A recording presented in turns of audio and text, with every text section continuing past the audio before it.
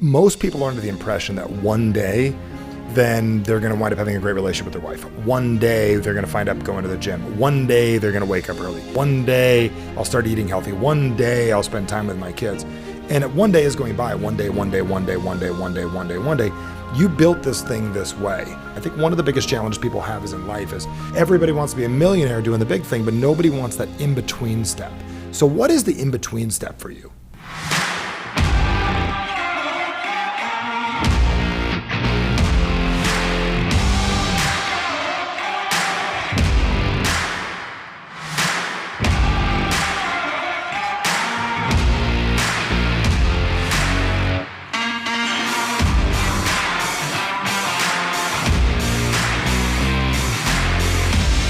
All right, welcome to the Average Sucks Show. If you're watching this online on YouTube, make certain that you click the little subscribe button and hit the notifications so you can get access to our future shows.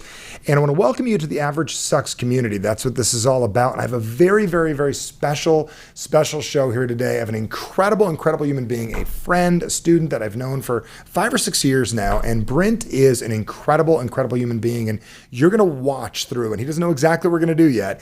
You're going to watch through this show that this is all about how you go from where you are to where you want to go in life. And at every one on earth would take a look at this guy and go get a beautiful family. You've got your 5 kids, you got a beautiful wife, a beautiful business. You're in the tech world. You're an IP attorney. You've got a lot of great stuff going on, but you're still not where you want to be in life because there's always another level. And that's what Average Sucks is about. You're doing things great and you want to find the next level. So my man, Britton Hiatt, is here today to talk to you about his life, what's going on, and opened up to do some training to make your life better. So welcome, my man. Let's get rocking into this. Thank you. So what does an attorney have anything to do with getting involved with personal development, deciding to want to do better? Because isn't the whole deal like you're an attorney, you're set, that's the job of a lifetime. Yeah, I already know works out everything. perfect. Yeah. When did you take call to action? Like April. Do you even remember it? Yeah.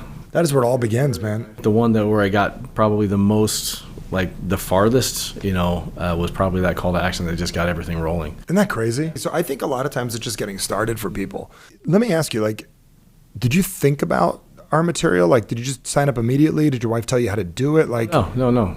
She called me, was like, hey, what do you think? I mean, I was a little bit, resistant. Were you debating it? The reason I'm asking is I always want to know, what makes a person make that decision? Because I was talking to Mike about this the other day over here in AV, and he basically, it's like enrolling in it. It's like the hardest part is actually making that first decision. Yeah. So how did you get yourself to make that decision? I realized that I didn't like where I was. Yeah, I get that. But how did you go from I'm going to let somebody help me? You're stubborn, you know that. Yeah. I was trying it so much on my own, and I realized I'm going to need help to get to the next level. It was, for me, that's really, at least what I remember, that's what it was. I was a little bit reticent to do it just because this is what I knew. Once I started it, it was going to be very, very hard to stop where I was going with it from there, and I knew that I would probably wind up in a very different place than where I was, and realizing I actually hated where I was. So you were going to have to admit you're not where you want to be, and you knew you were going to go somewhere else, and that was scary. Yeah. So you're saying one of the reasons people resist personal development is they're going to wind up somewhere different. Yeah, it's like going to the gym and actually doing the chest press and feeling that pain as you're pushing it up and up and up, and yep. And if you're sitting on the couch feeling nice and comfy or relaxed, even if you don't like it there, I'll go to the gym tomorrow. It's not a comfortable thing to admit. And I mean, I was in a good place. I had a decent paying job. I had a good career going. Beautiful family. Had my own house. Did you really think that you were going to wind up somewhere different? That's really fascinating. Yeah, I think I did. I mean, I've like I said, I've been 15 years in startup companies. Yep. I love being part of that world and being able to essentially be my own boss, control my own destiny. Mm-hmm. And here I was stuck in a job where I didn't feel like I had any control. Got it. So you knew that if you did this, you were going to wind up somewhere different. I was thinking that's one of people's resistance points from letting me help them. It's they know they're going to wind up somewhere different, and they feel like they're out of control. So you actually have to let go of control to get it back. Yeah. Yeah, exactly. It's fascinating. Yeah. It's extremely fascinating. I mean, looking back, I mean, where I am right now, you nailed it. My family, my life is amazing. Like I have my own business. My place of business is where I want it to be. It's across the street from the Mesa Public Library. So I'm loving, like, my kids can come and hang out in my office, and like I'm designing my life really the way that I actually want it to be. But where I was, I just, I don't know, even still thinking about it, like I had like so much anxiety and stress around that. And feeling like I was never going to be able to get to the top, get to where I wanted to be, career-wise. My wife's always, she's amazing. You know her, but in my career, I did not feel like I was going to be able to reach that same potential. So how do you actually be a person that steps up and says, I want more? So I've always wanted more. I was the guy who actually went to law school to not be an attorney. That's what I told all my classmates. You got to explain that real quick, because you didn't say that in the pre-interview. Okay, I'm confused. Okay. So you went to law school to not be an attorney. Explain that real quick, and then we'll get into everything. So I've been in startup companies, technology based, for about 15 years. I got my start raising money, writing business plans. It was just a fascinating thing for me. So I was a primary pitch man for a video game startup. What's a primary pitch man? Sounds like something I'd like to do. Well, I was the main guy who was actually pitching to investors, angels, VCs. Got it. Okay, very good. So you started off doing that. You were doing that when you were going to school? No, this was before. This is what got me interested in the startup in law? In the startup law. So were you in law at this point? No, but I was assisting a lot our general counsel I was doing investor relations. I was working in strategic partnerships. So I was involved in creating a lot of deals and structuring and just assisting with that. And then when everything went down in the depression, in the recession, I went to law school kind of just to figure out what happened. Okay. But I knew that I wanted to get back into working in the startup world, but being able to help them avoid. What do you like about the startup world? What do you like about it? It's vibrant.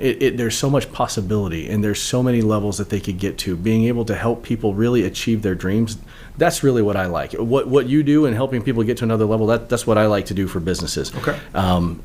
And really, their attorney, I know that it's not like a glamorous thing. Like, people don't like to give money to attorneys, but what we really sell more than anything else is clarity.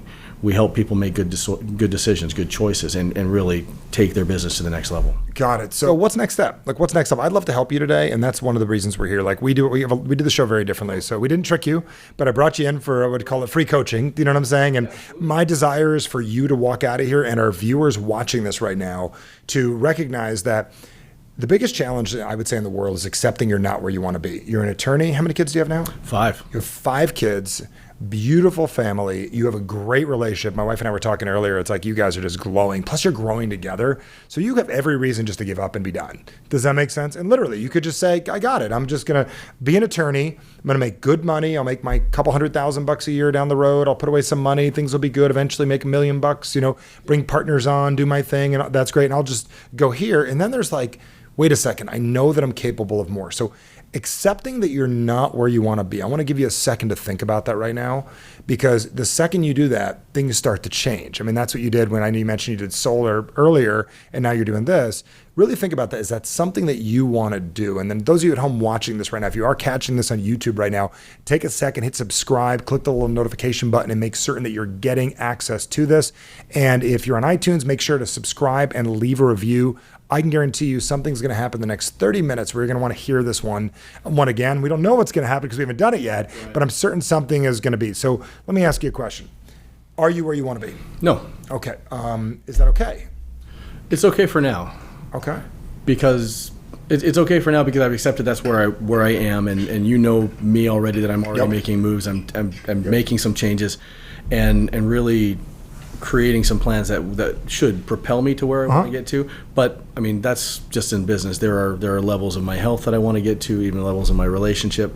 And you mentioned like, why would I not quit and just like stay where I am? Like, and really my family, that is the reason why. I have 5 little kids. I have 5 that are 6 and under, and they deserve to have a role model in their life. 4 boys, that of a man who has actually gone after his dreams and achieved them. And so that's really what drives me. Besides that, I mean, like being married to the woman that I'm married to, she's just too amazing for me not to be the best that I can be. I love it. I love it. So what's the next step in life? So the next step in life, The big steps are going to be probably revenue levels, but also process for my business. To be able to I've been a lot kind of stuck in my head in the business, working in the business, not as much on the business. I know that's kind of a it's old school e-myth. Right. So processes. What would those do for you? The processes would free up a lot of my time so that I could do what I really want to do. Because what do you really want to do? I want to be able to continue to counsel with the companies. Being stuck and just typing away like most attorneys tend to do, and just billing, that's not really fun. That's not fun for the clients. Okay, so I want you to imagine right now. Imagine right now you stop tomorrow and you stop billing and you moved over to do what you want to do. What would happen? What would happen? If I stop billing, there would be no more billing, and the business would fold. Okay, very good. So if you stop tomorrow billing, which means, for layman's terms, doing law work and charging for it, right, which most people pay, some don't, some do, and you want them to, right? If you stop billing and you were doing, what is the other thing you want to do? Counsel. I want to be able to really be like a member of the team, basically coaching the companies and helping them really achieve their dreams. Can you bill for that? Yeah.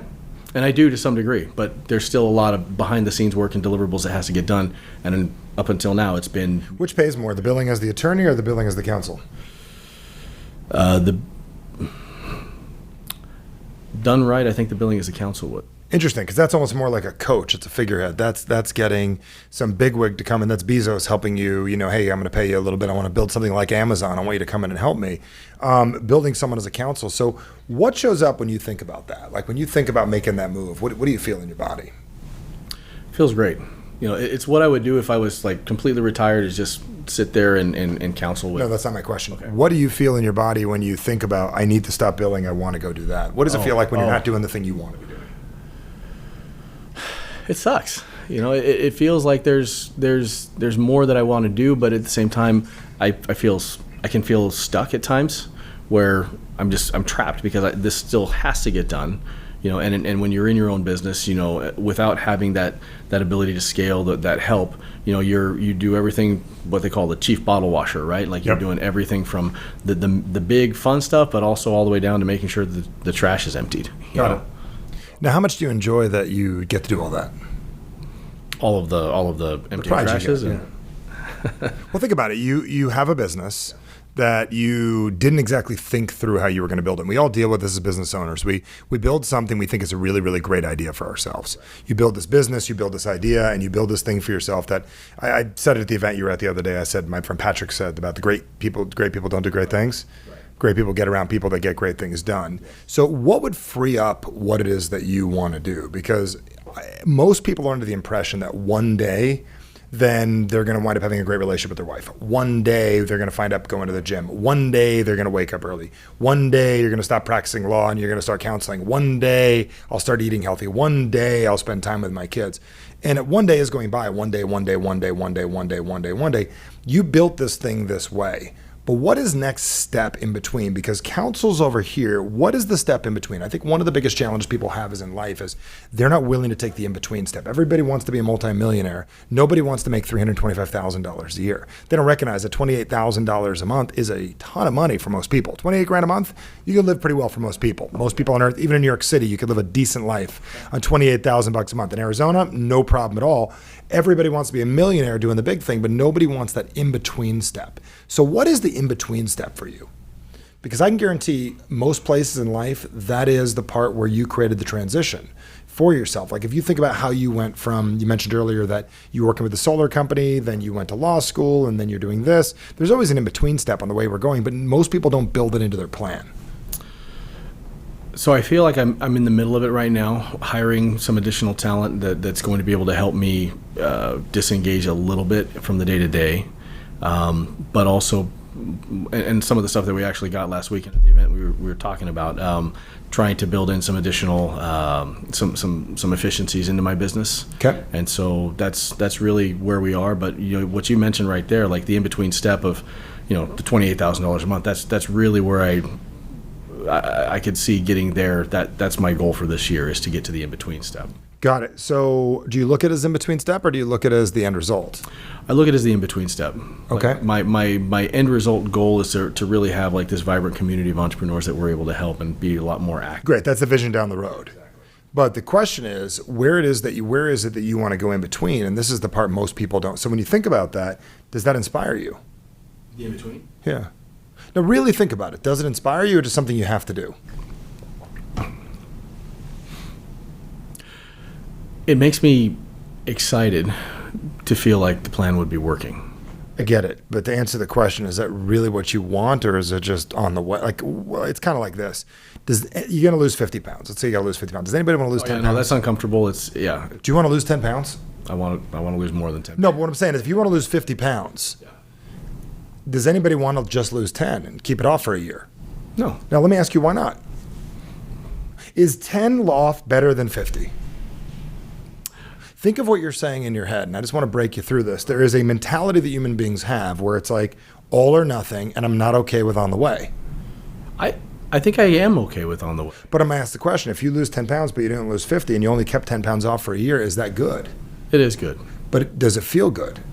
No. That's the thing I'm looking for. So the logic of it is, yeah, you should have an attorney because it's easier to pay us up front than it is to pay for a problem later. Logic. Yeah. Emotionally, nobody wants to cut that check. Logically, it is the smartest move in the world. Look at everything I've got. Notice our stuff. Is it a good idea? You see anything, tell me, and we'll fix it, right? Like, we know this, right? Well, it's interesting. It's like hiring an attorney is that in-between step that a lot of my clients have to take. Yep. Yeah, and they don't enjoy it. Right. Now, why do they not enjoy it? Because it isn't the answer. It's a step. It's just getting organized, right? They just want the outcome. They want the outcome of the actual attorney stuff, or do they want the outcome of the 50 pounds lost? The problem being fixed. They just want it to be done. Got it. Yeah. So my question is, if you were to lose 10 pounds on your way to losing 50, not you don't lose, you lose 50, it wouldn't see you anymore. Do you know what I'm saying? But if a person needs to lose 50 pounds, they lose 10 for the next year, my question for that is, why are they unhappy? And why would you not be satisfied fully by getting partially where you want to go? Probably because I know there's another level.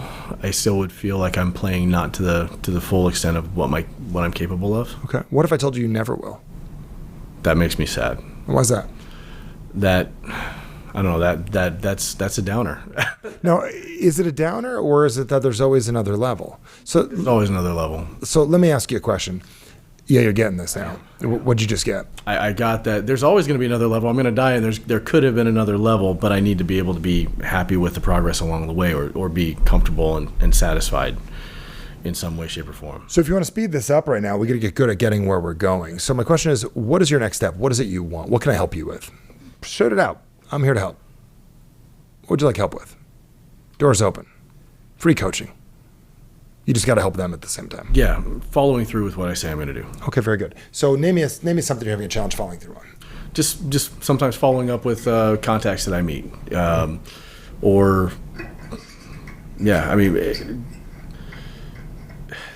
feeling overwhelmed, and so things get left off that should have been done, and by the time I get to them. Well, let's pick one of these two things. So is it feeling overwhelmed or follow through? Feeling overwhelmed. Okay, very good. So what are you overwhelmed about? Just so much that making sure that the processes do happen, that the day-to-day follow-ups do get made, that the emails do go out. So it's back to the follow-up again. Yeah. Okay, give me an example of one of these that happens. Okay. So client comes in, we get them engaged, we Pitchman comes out. Pitchman comes out, do really, really well. They're very excited about everything that we're going to be able to do for them. I might have some challenge with my team a little bit, trying to make sure that the steps get done, and being able to trust them to follow through. Sometimes the ball gets dropped and I have to do it all myself. And so like where I'm expecting myself to be working on one thing, now I'm back over here working on what should have been able to be handled by somebody else. Okay, so you got a few things you're saying to me right now. Trusting people, hiring the appropriate people to work with. Yes. That's a challenge. We all deal with that here in this world. And you physically following through and getting things done. You're throwing a lot of things at me at once. No wonder you're overwhelmed. You're giving me 3 or 4 problems at once. So let's narrow this down to one specific thing. What can I help you with? Trusting people. Trusting people. Okay. So how do you know when it's okay to trust people? It's tough when it's attorney. You're an attorney. I mean, you're told not to trust people. Everybody's out to get you. You got to have your blinders on all the time. How do you know it's time to trust somebody?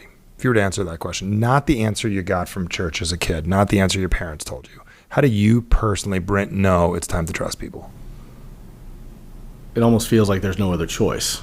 Like if I don't. Well, what I'm saying is, how do you know it's time? They've shown me that they're worth trusting, or I've been able to. How much time has to go by? No time has to go by. I mean, they just might have been able to accomplish something that I asked them to do. Okay, so when somebody does something that you ask them to do, you can trust them? To an extent. Okay, good. So, but talk to me about that, because a lot of people deal with this.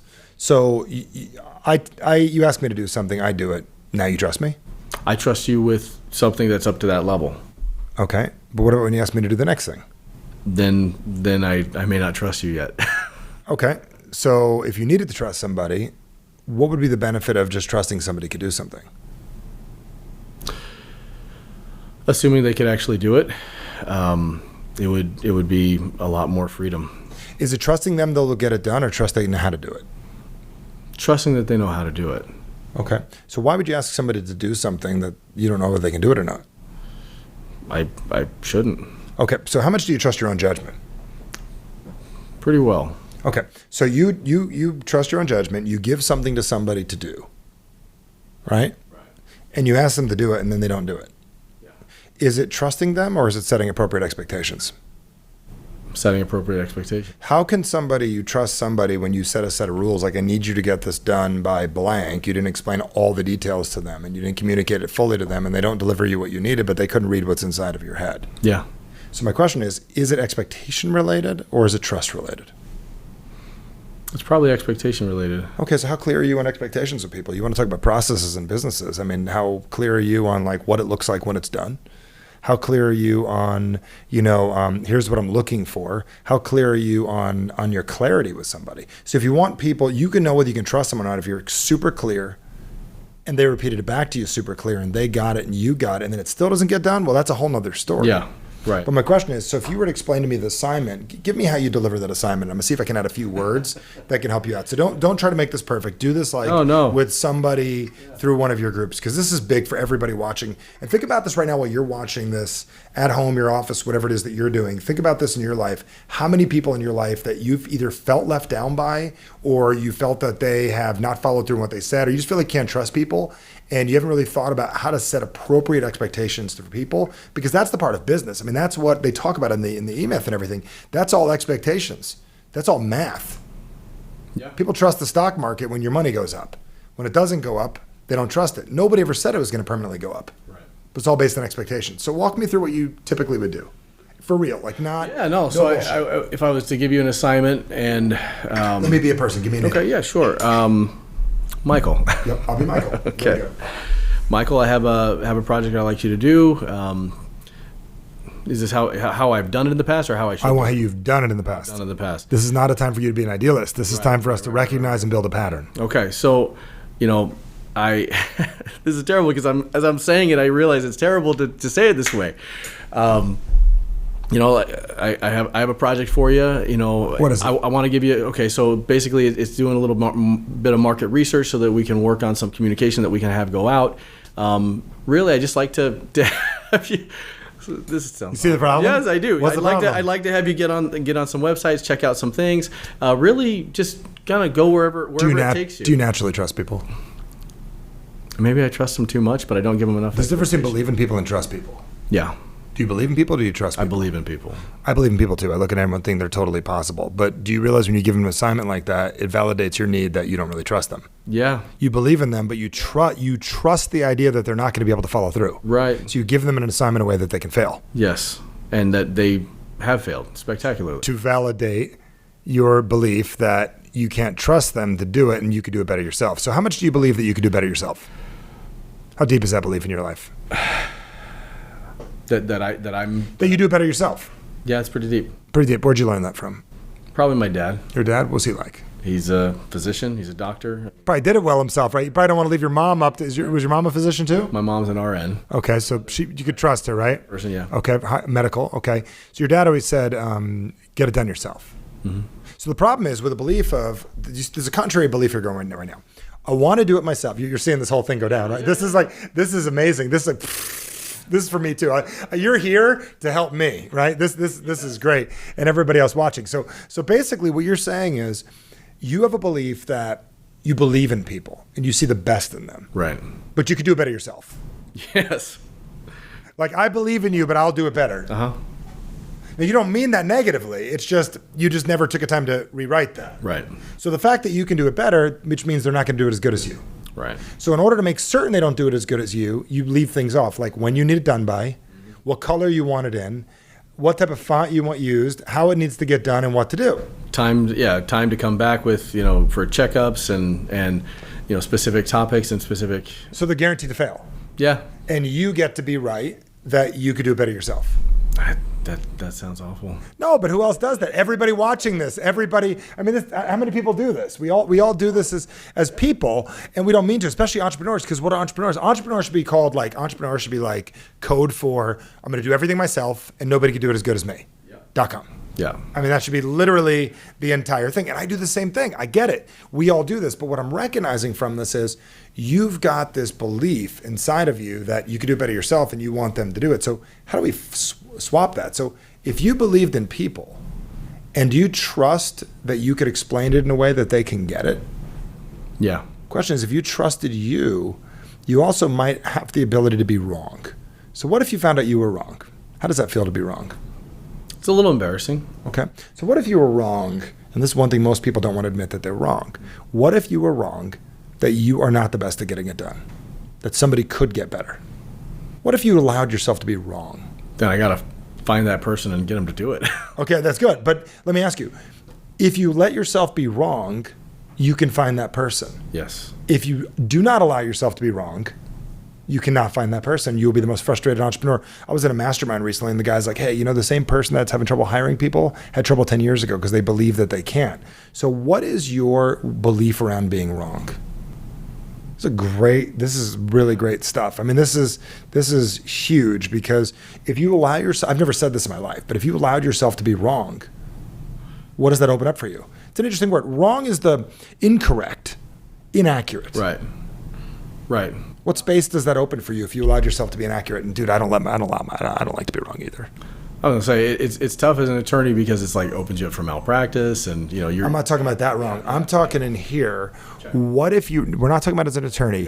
What if you were incorrect about certain things, the way you looked at people? Then there could be lots of other things that I'm also wrong about, and it would open up potentially a lot of things that I could potentially rewrite. Isn't the whole business about reframing your identity inside of this business instead of being the biller, being the consultant? Yeah, absolutely. Reframing my identity as to what I am and what they are to me. So what if you're incorrect right now that you have to do what you're doing? I'm not saying you don't. I'm not recommending you shift. But what if you were incorrect right now? What if you could hire somebody, and but maybe if you could hire somebody to do what you're doing? What if we're good at teaching people how to be better than you? What if you allowed people to be better than you? That would feel amazing. I would be able to spend more time doing what I want to do. And what's that? Going after experiences. Like, I love to travel. I love to spend time with my kids. I love sports. Get back to my playing weight when I was playing basketball. Okay. Do you still play? I haven't in a bit. Okay. When are you going to start again? Soon. Okay. You've told yourself you can't right now. Yeah.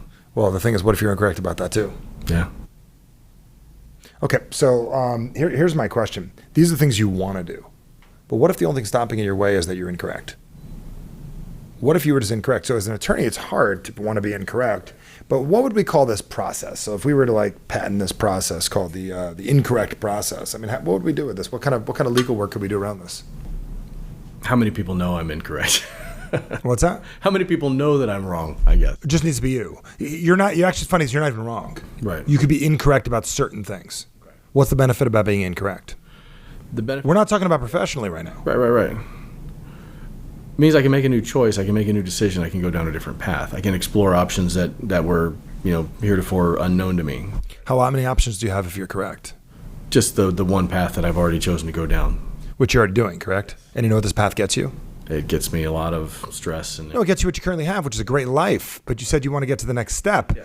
Do you know what I'm saying? So we need to do something a little bit different. So where do we pull? What do we do? It's like we're like, I feel like I know when attorneys do. They get together with other attorneys and they talk with other attorneys and they talk with other attorneys because you guys do all day. Mm-hmm. You find out what everybody else is up to. Nobody knows that about attorneys. You guys talk to other attorneys, don't you? Do. Figure out strategies and ideas and different things. Yeah. So you as an attorney, you're talking to different people. And in yourself, if you were to talk to yourself and just say, hey, what is another avenue that I can take for this? Well, one of the avenues you can look at is asking yourself how accurate you are on this. What if you were inaccurate right now about this one little area? And basically saying that I can be good at, or people can be good or better than me at whatever it is I do. How hard would it be to develop that belief? Because I know how difficult that is. Spend a whole long period of your life looking at it that way. Yeah. But what would be the benefit of believing that they could do that? It means I could actually enroll people in doing those things that I want them to do, and really get clarity around my business and around my life. I mean, this I know you know. Let's go to your life. This is actually like huge for just my in terms of like expectations with my relationships. Yep. Let's go over there right now. Okay. Explain that to me. Well, since it brought up, actually when we were talking about it, it actually kind of triggered another conversation. Yeah, work is like the cover story for this. Right. But where my wife and I were talking about how we need to have adequate expectations of each other when there are certain things, and sometimes one or the other, we just want the other to automatically know, because we've been together so long. You should know. We spent all day together. Yeah, you should know that already. Yep. Don't you get it? Yep. Mm-hmm. And I have been very guilty about not setting clear expectations. So, okay. So what's a clear expectation you want to set for yourself? And this isn't goals, expectations. I want to be able to expect myself to make good decisions. What's your definition of a good decision? I guess that might be a little too broad, but basically expect myself not to make poor decisions. Okay. How would you know you made a poor one? That it essentially set off an outcome that I wasn't hoping for. Okay. So how much do you let yourself screw up? What's your relationship with screwing up? Oh, I hate it. Yeah, me too. Everybody hates it, but how necessary is it? It absolutely is necessary. I mean, you need the context of where you failed to be able to succeed. Yeah. So years ago, I couldn't figure out why we weren't growing, and then I recognized we had business was going well. We were growing like an E-bond back in the day, like 5%, 6%, 10%. We were growing. It was getting better, but wasn't taking these big leaps. And I recognized that we had like 99% of the people that would watch something like this, listen to us, work with us. They loved us. And there was a very, very small few that didn't. I could live with if we had 500 people at an event, 9 people had some dissatisfaction, and most of it was in their own life. And that was like such a tiny number. Who cares? What I started to realize is if we start talking to 5,000 people, we have, what does that wind up being? 10 times. We wind up having 90 upset people. We work with 50,000 people. We have 900 upset people. What if I can't get to them all? And it winds up being like 10,000 upset people. And a lot of times we don't recognize that with the challenge also offers a bigger upside for ourselves. So the more we allow ourselves to swing the bat, fail, have challenges, or have things not work out, offers more opportunity to create more solutions for our life. So your relationship with failure, relationship with not doing a great job, how does that impact you negatively? I think it's where a lot of my anxiety comes in. When I do get anxious, it's this idea that... Can you show me what anxious looks like? Show me what it looks like. Show me real quick. Come on, I want to see it. I don't know how to do it. Right. It's a tenseness, just kind of a tenseness. Can you do it? Body. I mean, I can tense up my entire body. Just do it. Yeah, do it. I don't really feel anxious right now. Yeah. Okay. Good. All right. Good. So you don't know how to do it on demand. You just do it. It just happens sometimes. Yeah. It's usually when I have that overwhelming feeling, which you could still be incorrect about. Right. Yes. Yeah, you're right. Oh, interesting. Okay, very good. All right, so back to your relationship with failure. Okay. Did the solar thing fail? No. I mean, the company's still going great. I might have had some failure in some of my relationships. There are definitely things that I would have done a lot differently if I had that to do over again. But at the same time, I'm very grateful that it put me in a spot to do what I'm doing now, which is, trying to design the life that I actually want. Okay. So if somebody needed to fail tomorrow, what would they have to do? They'd have to have an outcome and not get it. It's interesting. I used to think my definition of failure used to be that too. I used to think not follow through. On my desk upstairs, Yeah. I have 7,000 things that I'm not going to get to today. Okay. I failed 7,000 times just by waking up this morning. Do you get that? I do. Okay. So my other question for you is that is how I failed.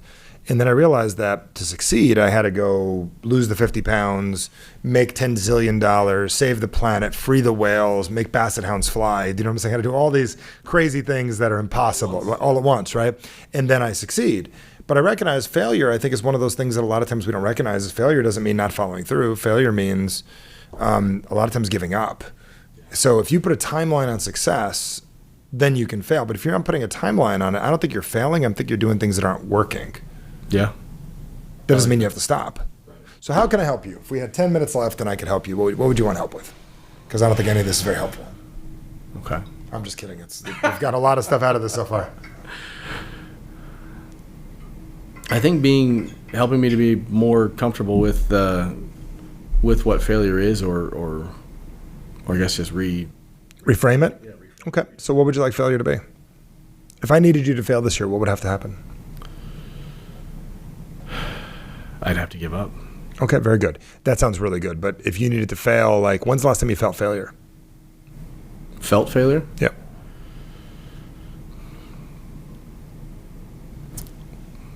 Yesterday.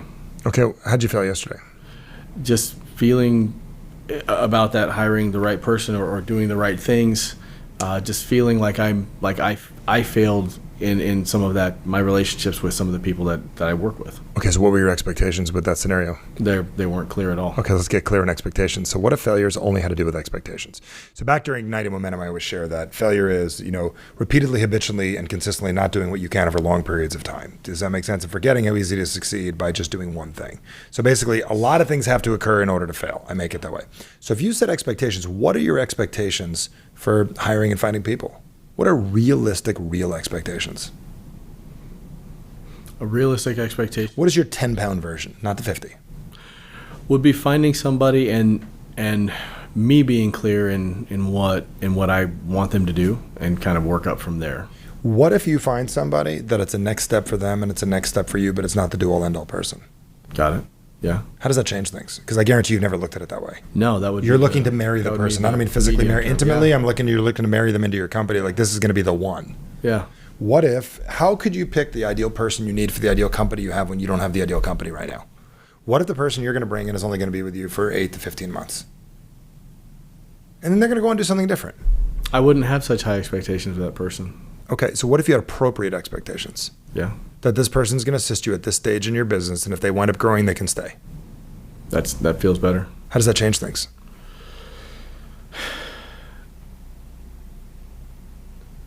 It lessens the anxiety and stress around it. Just this feeling like I've got to pick the right person.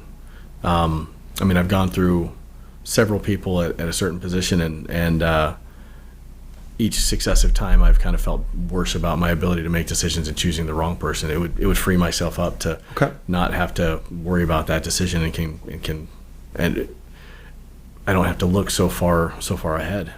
What if you said the person I'm bringing on, and you could get really good at hiring. I mean, people can get really, really good at this, but you have not mastered this yet. What if step one to lose the 10 pounds, and this is just crazy what I'm going to say, I've never said it in my life was, and what I mean by the 10 pounds is just moving the needle. You're going to put everyone on a 90-day probation to see if they're any good. You're going to bring them in for 90 days. You're going to believe in people that they possibly could be good. But after 90 days, if they step up and choose to be good, you can have the next conversation with them. Yeah. How does that change things? It's almost like rather than having like a 30-year mortgage, like saying this is only going to be for like a year and then we can renegotiate it. You're renting. It's a hotel room. You're not getting a 30-year mortgage. It's a try before you buy it type of feeling. What if you told them that and you told you that and you really meant it? Look, we'd love to have you long term, but we want to do 90 days. See what you got. I believe in you. If you believe in you and you do what needs to get done and you ask us, we'll see if this works. Yeah, I can see. Yeah, that would be. How does that change everything if you build it into the culture of your company? I think it would make everybody work a little bit harder and kind of come together a little bit more. How much does everyone in the company know really where you want to go? Up until this last weekend, not very much. Okay, you learned that while you were at the event. The vision. Yeah. So if you shared the vision with the company and said, look, as we bring people on, this is our company, we're going to grow. If you fit, you stay. If you don't, you don't. And we are going to bring people on with 90-day trials, and we're going to only bring on the best people we can find. But we're going to give everyone a 90-day trial, and if after 2 years you're not part of what we're doing or the vision changes, you got to be open to that. So how can you expect them to do something when they don't know where they're going? So taking responsibility for the vision of the company. And number two, taking responsibility for the expectations of yourself, saying, you know what, I can't guess whether this person's going to be great or not 90 days from now. They don't even know if they want to. They don't even know if they want to do it or not. Right. When you first hire them, what if you were to look at that? How would that change everything? It's like dating. Did you guys get married immediately? When did you guys get married? It took us it was a year and some change. Okay, well, the first date, instantly, we're getting married? No. Dated? Yeah. Okay, hung out for a bit, got to know each other, learned quirks and all kinds of stuff, right? Yep. How is this any different? It's not. It shouldn't be. But we think it's different. It's all relationships. Yeah. So we set expectations. What are you catching on to right now? I need to be a lot more forgiving with myself. It's okay for me to fail. Not even fail. It's okay to adjust my expectations depending on the circumstance. Yeah. And that I need to set just as clear of expectations with the people that I work with. Yes, you need to set it with the people that are currently there and the people you're bringing on. We'd love to have you permanently. Tell you it's 90 days. We believe in you. We're hiring you because we like you. Yeah. But you got to show us everything you got for these first 90 days, and we only expect you to grow. If you're not willing to keep on growing, you will not have a place here. Yeah. Which companies do you admire, the way they're built? The Apple is a big one. How clear are their expectations? Extremely. Okay. So my question is, you don't need to go get a big document made. First thing you need to change is with yourself. Yeah. Your expectations is nobody's going to get it in 90 days. But in 90 days, we can see what they can do. Yeah. And in 90 days, am I willing to invest time in this person to help them get it? And if you're not, well, then they're going to fail right off the bat. I love that. I mean, it goes back to what we were earlier talking about. It's setting up for the medium term, like rather than going after the big goal and vision, because that's just flat out not attainable. You don't need to build your company 2.0. You need to build your company 1.1. Yeah. You build 1.1, we can build 1.2, we can build 1.3. I'd love you to hit a home run and build 5.0. Of course, but let's stabilize. Let's next level this thing. Yeah. So how do you feel the expectations are going to help you with the overwhelm? That's one word I kept out here in my mind was the word overwhelm. How does this help you with the overwhelm? The overwhelm comes because there's so many things to do all the time. Okay. What are your expectations around those things? There's just one word I'm handing you today, expectations. There are expectations with deadlines and certain levels of accountability and workmanship that need to be done around them. It should allow me to put them into place, like rather than having all of it all at once, being able to prioritize and kind of put them in their proper place. So I appreciate that, attorney. But Mr. Attorney voice, right? Okay. Overwhelm. Got it. How's it impacting you? There's a heck of a lot of stuff that I probably don't even need to do. Yeah, so what is your expectation around that? How long have you needed to be perfect? Too long. How good are you at procrastinating? Very good. Very good. What are some things that would be a good idea that you procrastinated on that it's time for you to start procrastinating on? Doing everything, being perfect. Can you put that off for a little while? Yeah. You're good at procrastinating, right? Yeah. So what if you're procrastinating on being perfect? Put that off for a little bit. Instead of trying to be perfect, how about you get a more effective than you currently are? Remember this 10-pound thing? Yeah. You just get a little bit farther down the line. So what are your expectations for you for getting things done in a day or a week? It's a really cool app called Commit to 3. Are you familiar with that? No, I'm not. It is basically the 3 most important things you need to get done today. And that's it. It is not 3 things you were going to do anyways. It's the 3 big things. Create the hiring doc. Write the vision plan for the company.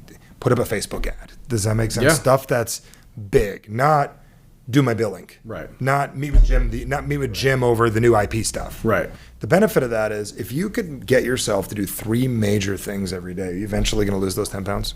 Oh, yeah. Eventually lose 10 or 15 pounds. What if you were to get what are the 3 biggest things you've got to get done today? There are a couple people that I've been putting off reaching out to. Yep. That could turn into some great opportunities. Starting to work on the firm marketing and actually starting the process for for building that out. And so the cool thing about the app is your partners get on it, and you have to get it done by the end of the day, and each of you have 3 different things, and you get one done, and they all 3 get a notice that you got one done, and then they want to get one done. It's really motivating. Right. Oh yeah. Super cool. Those are 3 big things. Mm-hmm. So if you got those 3 done, would you feel great? Oh yeah. So that's a set of expectations. Yeah. You do not communicate with yourself and go, here are the 3 that I have to get done. Everything else is gravy. Yeah. Here's the 3 I have to get done. Everything else is gravy. Here's the 2 I have to get done. Everything else is gravy. Here's the 1 I have to get done. Everything else is gravy. You want overwhelm to go away?